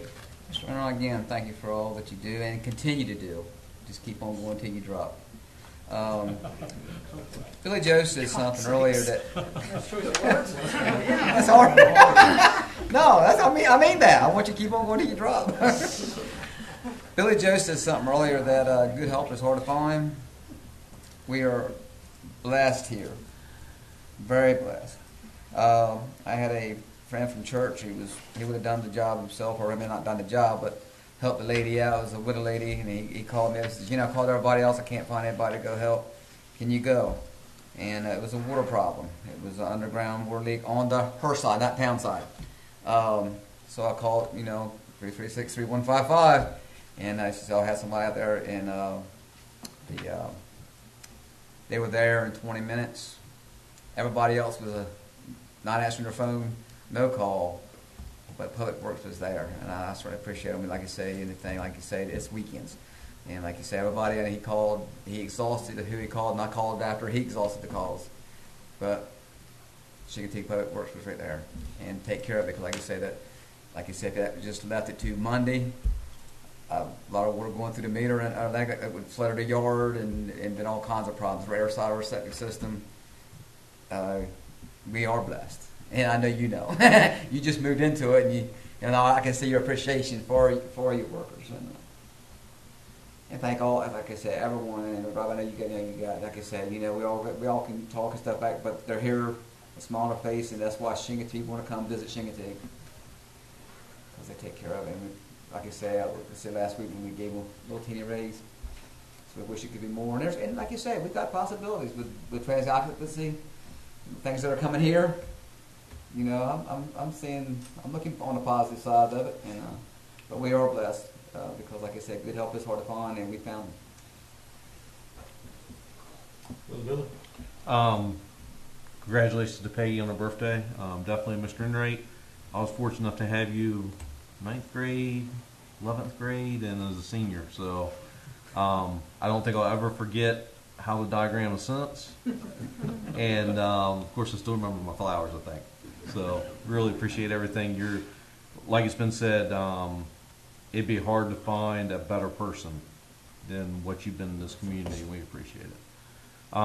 As far as what was talked about earlier with the inlet study and everything, I'd like to tag on what Denise said. It's nice to see these different areas getting their comeuppance as far as studies and money spent on their basically on their survival. But there's very little things that face this community that's a bigger priority right now than maintaining what we have as far as land. Once it's gone for the most part. And it's not just about the beach, it's about Chincoteague, because the one thing that protects us is Aztec. And so there's a couple different reasons we need to pay a lot of attention to what's going on to that and push it as far as we can. Mike, it's good to hear that it's on the agenda when you meet with next week. So we'll be very interested to hear what comes out of that, but it's definitely a priority for this council in this town. That's it. Thank you. Vice Mayor Bott. Mr. Enright, recognition well deserved. Thank you. Mike, also excellent job on the not just the presentation, but on putting together the budget for presentation. I serve on the Budget and Personnel Committee, and the work that goes into that is long and hard and arduous. So you've done an excellent job on keeping straight in that arena. Thank you. Denise? Yeah, I was hoping Peggy would stick around to say happy birthday to her at this forum like this. And Mr. Enright, goes without saying, you're just right there. And I'll never have enough good words to say about you. Thank you. Appreciate it. Mike, awesome job. For those of you that don't know, one of the gentlemen that Mike mentioned in these presentations, Alfred Johnson, was my grandfather. And he died at a very young age at 51. And although I was only 5 or 6 years old when he died, I still maintained a very good relationship with him and my grandmother, and was able to learn more about him over the years. And I knew about his service here on council. And he was police commissioner at one time and all of that stuff, and worked for the town at one time. When you actually see stuff in black and white like that, to know what they actually said and did is an eye-opener. And I'd like to get in there and sit down with those minute books for about an hour just to look through them. The other things that are going on in town, what Miss Paula said a while ago about getting things cleaned up and looking right, we've got a lot to be proud of here. And, we need to take care of it, and I hope that what has started this week will continue on for years to come. And I would love to go back to the Adopt a Road program that we had years ago. I think that'd be great. Back to the weekend of June 2nd, 3rd, 4th. Everybody that knows me, and probably anybody that don't know me, knows, I'm a gun owner. And I'm a concealed weapons permit holder. And I cherish that right to have that. With that being said, I also consider myself a very responsible gun owner. And there is a problem going on. I'm not laying blame anywhere, because anything could happen at any time to anyone at any time. But when gun violence is the #1 leading cause of death for children anywhere, that's something that really has to be taken seriously, very seriously. I don't know if it's more about education or what have you, but anyway, gun violence is a serious thing. It's not touched us here yet. It could very well at any time. Chief knows that. School resources officers being at the school makes me feel very good about it. But it could happen anywhere. It could happen right here in this meeting room. God forbid, I hope it never does, but you just never know. But it will more than likely touch someone at some time. And it's something that we need to really think about as a community. Other than that, we really would like to thank all of our employees. They just do such a fabulous job. I can't say enough about them. And I thank them all. And I thank all of the citizens for coming out tonight and showing your interest in what's going on in the town. That means a lot. Thank you. Ms. Allen? Oh, well, I don't want to say anything, but Denise has touched on it. We do have a lot of employees in the town, Public Works or EMS or police officers, that really they take it serious on how the island looks and that they're proud of it. And that goes to show when you see workers out here that's cutting back bushes and stuff like that. In other words, more or less like what they would do in their own yard, they're doing here to make it safe for everybody. So I appreciate the Public Works Department. They recently did out here on Depot Road. You can cut back. They cut back and you could see coming around the bend. As one kid this morning, she was looking for the school bus. I said, "It's nice to see it coming, isn't it?" She said, "Yeah. Before you couldn't see it." Well, we do have a lot of employees that take in consideration how the island looks, and like Mrs. Nee is talking, I think the majority of us do appreciate what we have right here. But we all have to have a part in taking care of it. It can't just be one or two. It takes, as they say, a village. So, and I appreciate it, and this has been my home, Mr. Enright, for 65 years. But I'm not a native from here, but I do appreciate what people do and the people that serve on the committees. There is a lot of volunteerism here. And I guess that's about all I need to say. And thank you again, Mr. Enright. As I told Denise when he was talking about you work till you drop, I said, well, when you drop, I'm right behind you. All right. Well, I just want to congratulate Mr. Enright being a Shinkatigger finally. You've done the work. Lord knows you've done the work trying to educate this bunch. See, I never had Mr. Enright. Nope. He did a great job. I know he did a great job. To put up with my kid, he did. Put up with all our kids. Yeah. But tell me that when they were younger, what they did. No. Boy, they tortured him.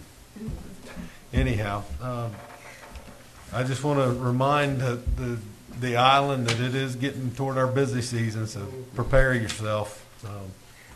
This weekend coming up is Seafood Festival, so we'll see an influx for that, and it bears witness by our budget and how important tourism is to the island.